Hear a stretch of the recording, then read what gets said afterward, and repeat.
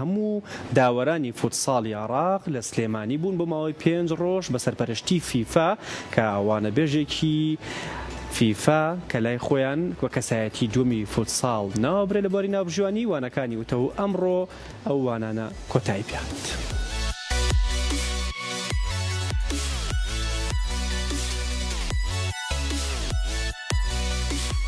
بە سەرپەرشتی فیفا خولی پەرەپێدانی توانای داوەرانی فوتساڵی عێراق لە شاری سلێمانی بەڕێوە چوو. یەکێتی تۆپی پێ جیهان بە هاوکاری یەکێتی تۆپی پێ عێراق لقی سلێمانی خولێکی نێودەوڵەتی بۆ ناوبژیوانانی تۆپی پێی فوتساڵ کردەوە کە ئەمڕۆ کۆتایی پێهات.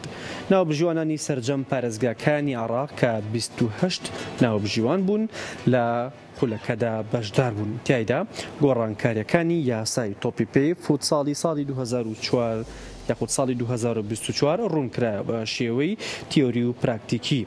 وانە بێژە مالیزیەکە کەسایەتێکی گەورەی ناو فیفایە لە بواری فوتساڵ و بەباشی گۆڕانکاریەکانی یاسای گەیاندە بەشداربووان کە خولێکی لەو جۆرە بۆ یەکەم جارە لە هەرێمی کوردستان و بەتایبەت لە شاری سلێمانی بەو شێوەیە بەڕێوە بچێ کە چەند ناوبژیوانێکی نێودەوڵەتی و چەند ناوبژیوانێکی عێراقی تایدا بەشدار بوون.